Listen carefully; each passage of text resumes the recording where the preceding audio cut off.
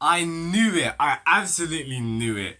You know, Endeavour was gonna get his plus ultra moment, and we literally see it in this chapter. He himself says, "Go beyond." So like, I'm just so excited. I'm so happy. This chapter was amazing.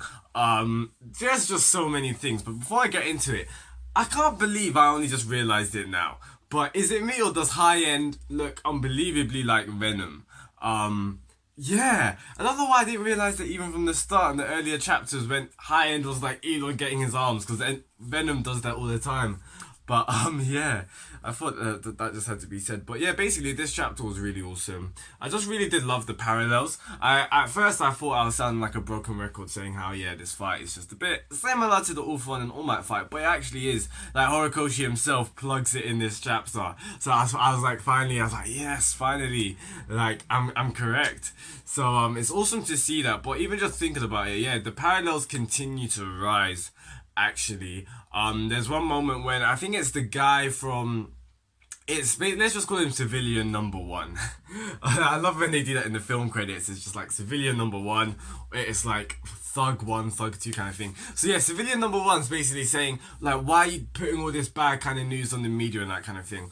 And when I read that, I was thinking like, Horikoshi, are you making like are you not even indirecting, basically directing, but like are you implying basically how the media is in our world, how you know like in real life the media all it does it just documents negativity. Basically it just perpetuates all that kind of, it gives you perspective of how it's always glass half full, no glass half, is it glass half empty. Is that the one? Pessimistic, yeah, it gives you like a pessimistic viewpoint. I don't know why I find that confusing, but yeah. So civilian number one comes in and he's just like, the flames are still burning. Our symbol is fighting for our life. And I'm like, my guy.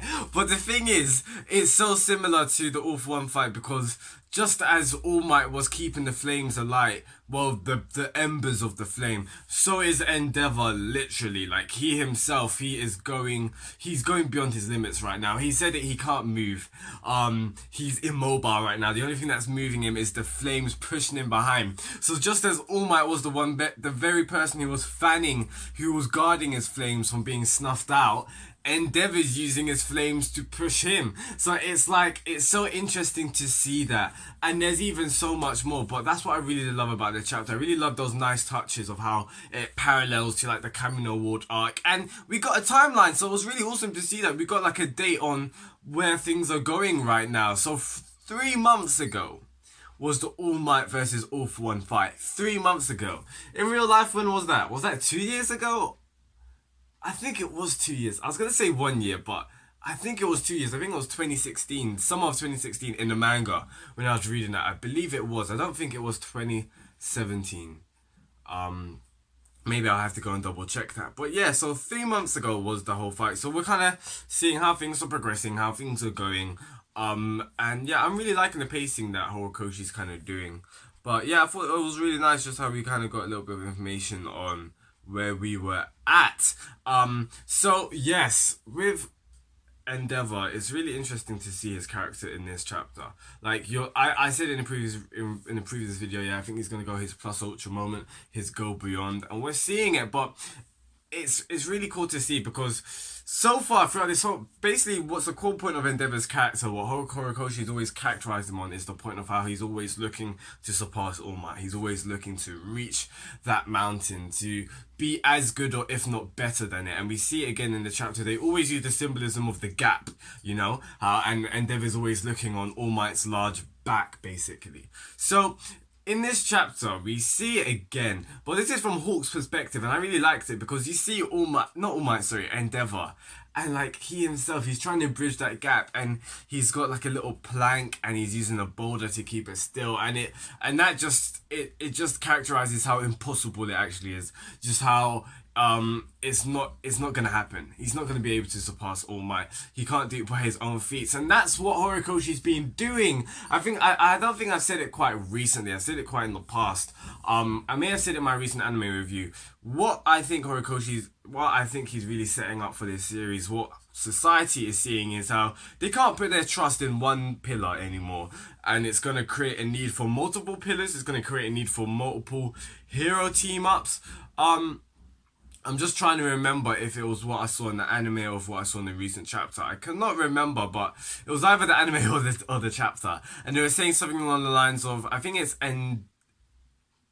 Mount Lady and Kamui Woods, they with Edgeshot, they're like teaming up to form a team. So we're seeing a lot of new team ups because it's necessary. Like, there is no longer one hero that's as strong as All Might to fend off everyone. There's no longer a hero that's powerful enough. These past couple of chapters have been showing it, so that Endeavor's not strong enough to fend it off. He is the number one, he is the strongest of them all, but he's not All Might. So this is society, the need is calling for multiple pillars, the need is calling for multiple team ups, and we're seeing it in this chapter with Hawks helping Endeavour, making it like a phoenix moment. I saw someone write that on the Reddit, and I thought that was beautiful. So Hawks comes from behind, attaches some of his wings to propel Endeavour forward. We find out that Hawks' speed and height and speed is basically the same. They're on equal. So what Endeavour was lagging behind is now being equalized because of Hawks' wings. So you're seeing Hawks' wings and it's being burnt up by the flame. It's just so awesome. First of all, I have to give props to Horikoshi because the artwork is just amazing. But like, you're just seeing, it's so interesting because from the beginning of Hawks' character, like when he got introduced, everyone thought, yeah, he's gonna do an Icarus, like he's gonna fly too close to the sun, or he's gonna get too proud and try and take high end on himself, and like he's gonna fall, he's gonna lose his wings and all that kind of stuff. But we didn't see it coming. I just love how Horikoshi's coming in and flipping the tables. Like, he's just not coming in with the cliches. He's taking inspiration from it, but he's turning it on his head. So yeah, it's like Hawks is causing his own downfall, his own fatal flaw moment kind of thing. Yeah, like his own tragic fall. It's like Hawks is causing that. But don't get me wrong, I don't know if Hawks is gonna fall. But we do see a panel and it seems like High-End's attacking him to the face. So, like, yeah, is Hawks down for the count? I'm not sure. Is Endeavour gonna be down for the count after this fight? This is my headspace right now. This is what I'm thinking. Bear in mind, it's 3 months after. There's a lot of factors kind of going through my mind. One, Endeavour's going through a lot of injuries. I don't know if it's going to be the same level as Best Genius, in the sense of like when Best Genius got injured, he's not out on the field anymore. I don't think that's going to happen. Endeavour's going to get a lot of serious injuries, but he's going to be back on the game. He's going to be back on the field because he kind of has to be. He's the number one. It's part of the job now. But what's interesting to me is how we still don't know who's... Hey, sorry about that, guys. My memory ran out, so it kind of just stopped abruptly. I had to, pick up where we left off. So, what was it all about? Yeah, so this is where my head's at. Actually, I don't know why I find this so funny. I just find the civilian guy hilarious. I don't know why, but I was rewatching part of the video which I recorded. And then I got to the point where the civilian guy is just like, the flames are still burning kind of. I just find that hilarious. I don't know, maybe it's because I call him civilian number one. But yeah, so where I left off, yeah, it's really weird. This is like where my head's at right now. So like High-End's basically coming out of nowhere, and it's obvious. Well, not obvious, but like it seems to be obvious that the League of Villains are the ones that are pulling the strings. It seems to be obvious that like this is all Shigaraki, this is all for one kind of thing. But this is my thought process. If it is, why aren't we seeing them? Like, do you get what I mean? Because like look throughout the previous arcs. Every time they have a plan, like, we get some screen time, we see them doing something, we saw them do something, Overhaul, Stain Arc, so forth. Like, we see them, like, because they're the antagonists of this series, they get screen time too. Therefore, we get to see their motives as they're planning these things, as they're executing them. We see it, but we don't see it with this one. It just seems like High-End comes out of nowhere, and it makes me question, is this really the League of Villains, or is it someone else? And also makes me question, if it is someone else, what's the point of them coming in and like, where is this going? Like, is High-End just a function to showcase Endeavour being the number one hero now? To showcase his powers and abilities and that he's worthy of being the new symbol, the new pillar? Or is there something gonna happen after this? Is this like like, are we gonna finally see who's pulling the strings behind this? Or let's say this is the League of Villains and High End does get defeated next chapter. Are we gonna see them make their move? I don't know.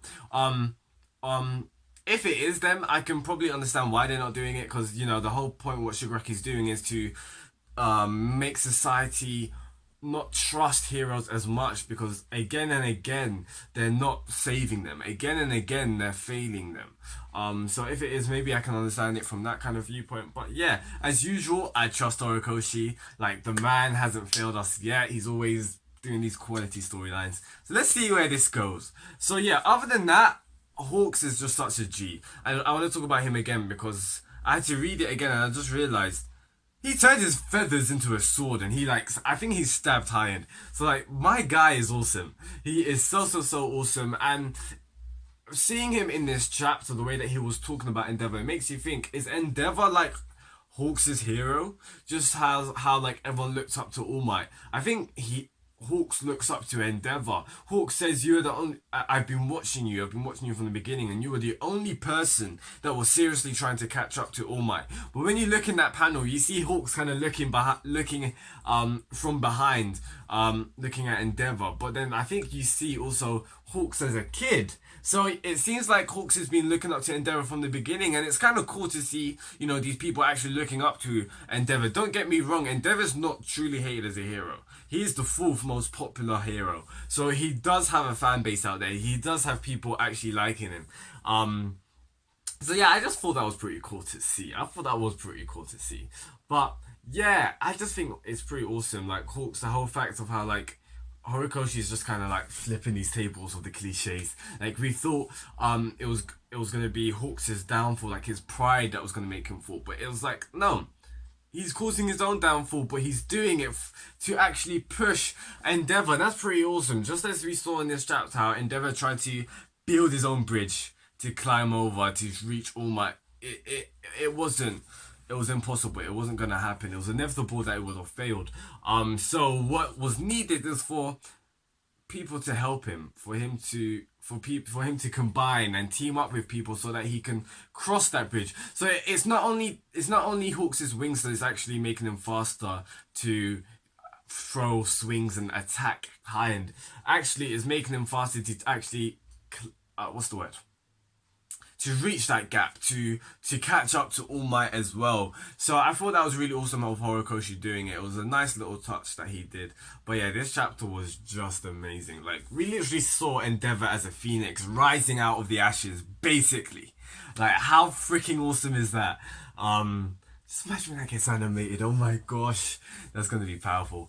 But yeah, this chapter was really awesome. When you read this chapter again and read this chapter again whilst listening to Just Another Hero. That's Endeavour's theme track on the anime. It'll change your life. It will change your experience of reading this chapter, man. It was just sick. But yeah, guys, please tell me your thoughts in the comments below, what you thought about this chapter. If you liked anything that I say, please drop a like. That will be greatly appreciated. What are your thoughts of this chapter? What do you think is gonna happen? Like, flip, there's no chapter next week, guys. There's no chapter. Horikoshi's going on some research. I think he's doing Comic-Con. Maybe so. I think I said that anyway. But yeah, so this chapter, I'm just really hyped. I'm probably gonna end it here. I think I covered everything. But yeah.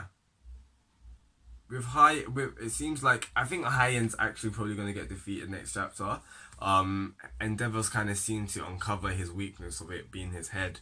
So, and if you look back, I looked back on all the previous chapters as well, and I read this fight. So yeah, it seems like it is High End's. That was High End's head.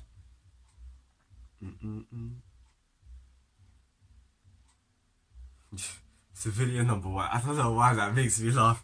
That's just hilarious, man. So yeah, guys, please tell me your thoughts in the comments below. Do you think Hawks is gonna die? I don't think he's gonna die, but I think he's gonna be actually injured. I feel like they've been setting up this moment, like the whole thing with Icarus. I feel like how this seemed to be a lot of fan-based talk, theorizing, but I think Horikoshi himself's kind of been implying it as well. You know, just Hawks seem to be very proud, and the whole fact that, you know, he flies in the wings and, you know, that kind of stuff. So do you think Hawks is going to get seriously injured? You do see in one of the panels, like, High End is going to attack him, like something's coming straight to his face. So yeah, that's enough for me, guys. Peace out. Subscribe for weekly reviews if you haven't already. Welcome to my channel. Yeah, see you later, guys.